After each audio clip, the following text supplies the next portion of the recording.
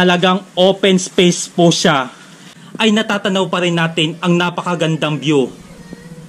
Maraming mga puno na nagtatayugan rito. At nandito pa rin ako sa may kailaliman ng araw.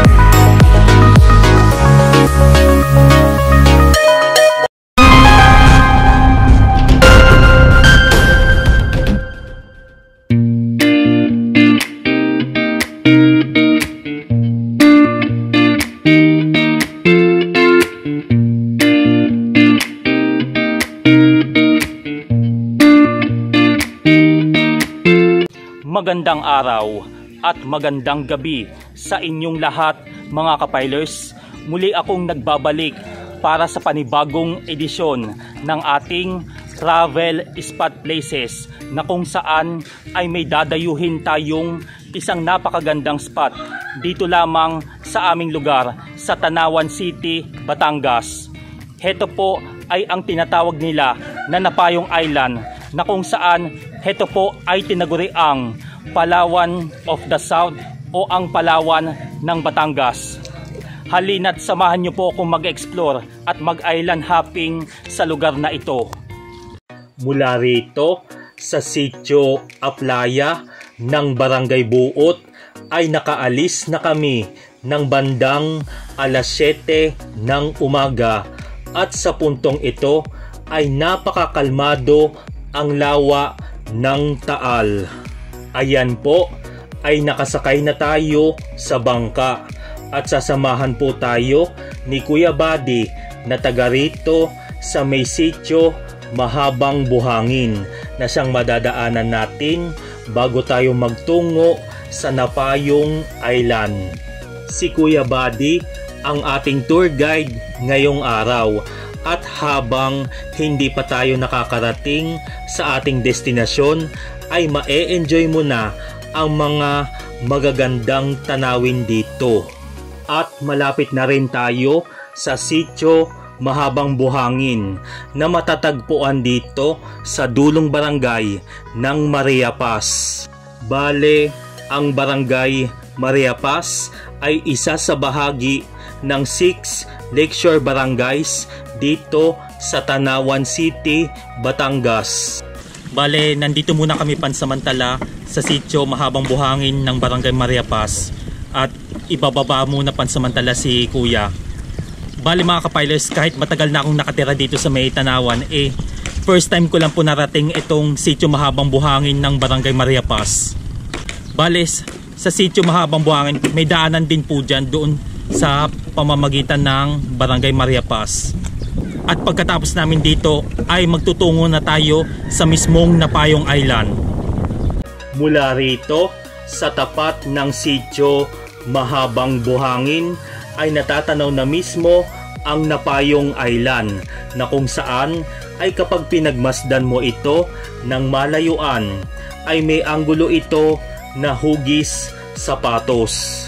At kapag sinearch mo sa Google Map ang islang ito ay kilala rin sa tawag na Laurel Island na kung saan ay pangalawa sa pinakamalaking isla malapit sa crater ng Bulkang Taal. Matatanaw rin ang isang White House Resort na ipinatayo sa islang ito pero hindi pwedeng dayuhin o hindi ito bukas sa publiko dahil private property ang mga nagmamay-ari nito. At napansin ko dito ang mahabang linya ng kuryente na itinawid mula pa sa sitio hanggang sa resort na yun. Ito'y maituturing din na underrated paradise dahil may mga bahagi ng isla na hindi mo sadyang mapupuntahan dito. Bale itong Napayong Island na ating pinagmamasdan ay tinaguriang Palawan ng Batangas dahil maihahambing ito sa mga isla ng Palawan na kung saan ay nakakamangha ang taglay nitong ganda at nakakamangha rin ang bawat rock formation na nabuo dito. At sa kabilang ibayo nito ay matatanaw rin ang Lipa City, mga bayan ng Balete, Mataas na Kahoy, Mount Makulot sa Cuenca at Alitagtag, Batangas. Ang napayong ay hango sa salitang payong na nagsilbing taguan o naging payong ng mga Tanaweños noong panahon ng ikalawang digmaan pandaigdig laban sa mga sundalong Hapon. At ito rin ang nagsisilbing breeding ground ng mga isda, ibon at iba pang species na makikita dito sa isla. Habang binabaybay namin ang palibot ng islang ito ay natatanaw na rin mismo ang Bulkang Taal at itong Bubuin Island na may ilang kilometro pa ang tatahakin mula rito sa Napayong. Ang Bubuin Island ay sakop sa bayan ng Talisay, Batangas pero hindi rin pwedeng dayuhin dahil private property ang mga nagmamay-ari doon. Ang Napayong Island rin ay isa sa mga tourism centerpiece dito sa lungsod ng Tanawan. Bagamat ito'y sinasabi nila na isang underrated paradise ay may pagkakataon naman na malibot pa rin ang islang ito. At dito sa kabilang banda ng Napayong Island ay pwede rin tumigil sa bahaging ito na tinatawag nila na target train na kung saan ay pwedeng magtampisaw, magpiknik, mag-sightseeing, saka mangisda rito. At pagkatapos ay dadako naman tayo sa kabila na kung saan ay nandun ang sinasabi nila na abandonadong bahay na halos katabi lamang pala ng ating tinigilan.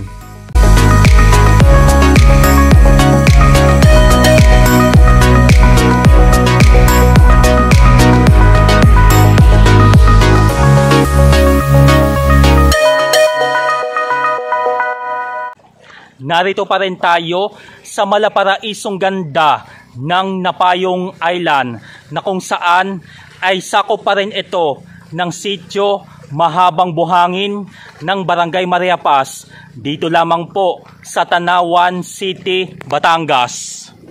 Bale po mga kapilers, sa tinagal-tagal na panahon na nakatira po ako dito sa Tanawan, heto po yung first time ko na nakarating dito mismo sa Napayong Island na kung saan ay breathtaking ang mga tanawin dito. Mula po sa aking kinatatayuan ay natatanaw rin po ng malapitan ang mismong Bulkang Taal saka itong Bubuin Island.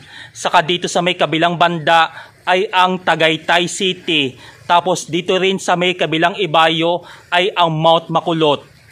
At sa puntong ito mga kapilers, kalmado mismo ang lawa ng Taal. At dito ay marami rin pong namamalaot din dito. At mula pa rin sa aking kinatatayuan ay nandito tayo mismo sa may abandonadong resort o abandonadong bahay bakasyonan dito po sa may kabilang banda ng Napayong Island. Bale mga kapilers, dalawa po ito. Meron po dito sa aking kinatatayuan at meron po doon sa may kabila pa. Kaya tara, halina't sinsayan o siyasatin natin ito. Mag-time check po muna tayo. At ang oras ngayon ay 9:12 na po ng umaga. Bale, 2 oras na po tayo dito sa bahagi ng Napayong Island. Bale, ito po daw ay pagmamay-ari ng pamilyang Karandang. Ayan. Dito mga kapilers, parang ano siya, para siyang napakaganda ng rock formation nito. Hugis portal. at hugis rin po ng parts ng babae. Yan, alam niyo na yan mga kapilers ha. At magtutungo naman tayo rito. Pag akyat nyo po rito mga kapilers, yan, sabi po ni Kuya Buddy, ito po yung kanilang lutuan o kusina. Tapos dito po sa may gawing kanan ko, ito po yung kanilang lababo. At magtutungo naman tayo dito sa may loob para makarating tayo doon sa may bintana. Yan, may mga portion na makalat pa rito. Ito po yung hagdanan nila na paakyat. Ayan o, kung napapansin nyo mga kapilers, napakaganda pa rin ang walling niya. Tapos papasok tayo dito sa may kaliwa. Ito po yung kanilang loob ng bahay bakasyunan.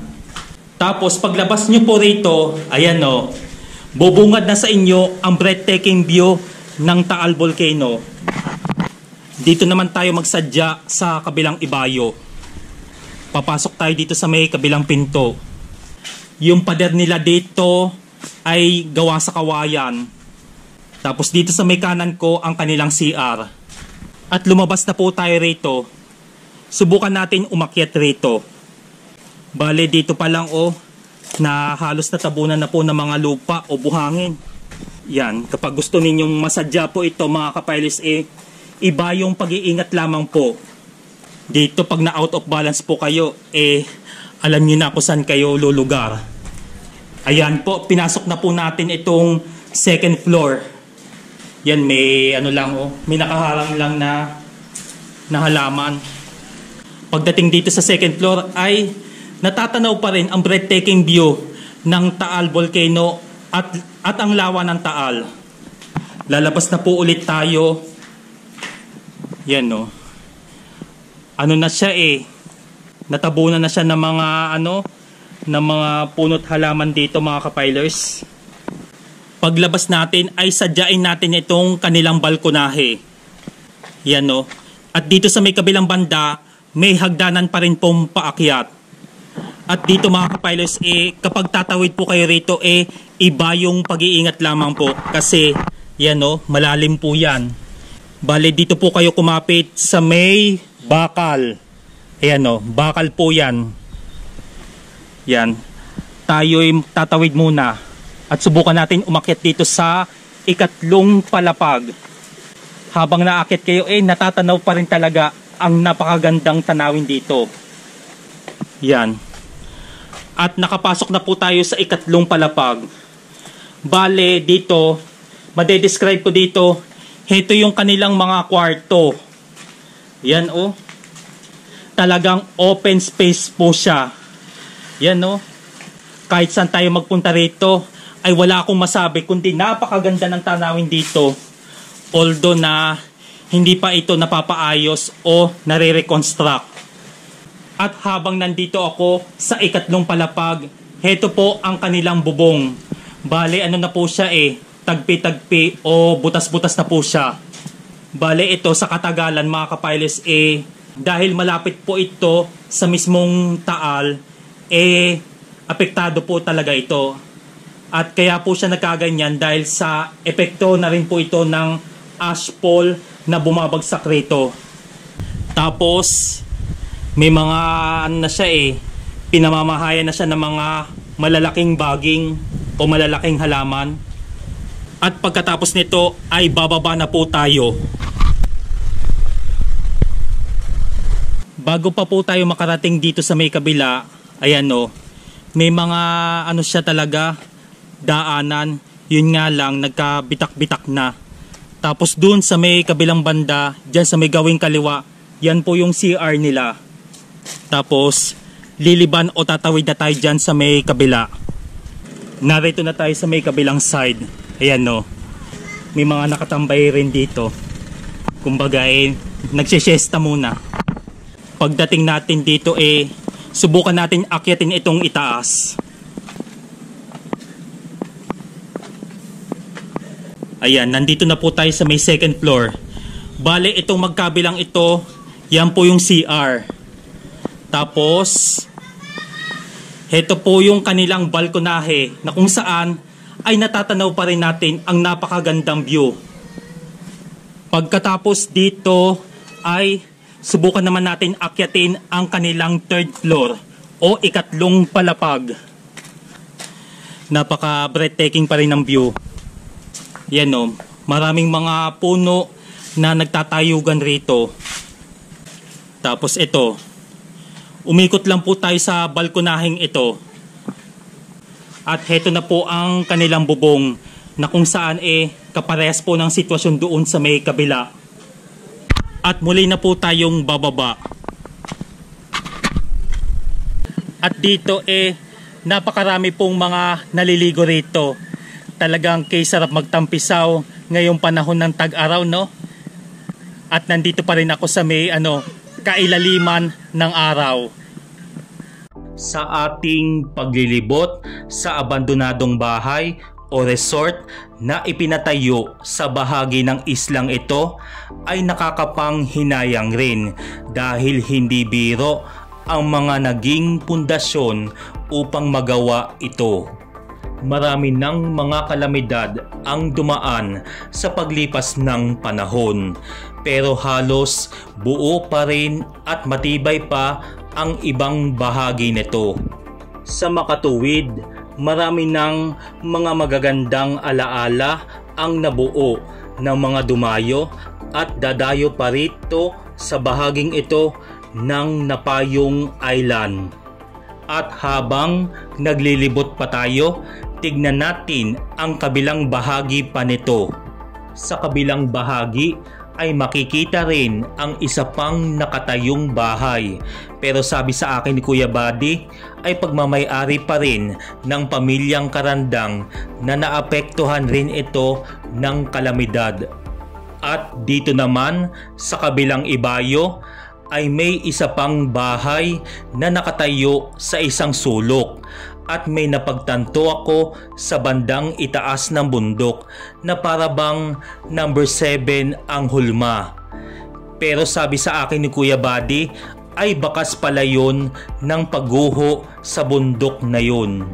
Sa ating paglilibot sa Napayong Island ngayong araw ay nag-enjoy ako sa super ganda ng tanawin na parabang tila nakarating na rin ako sa Palawan.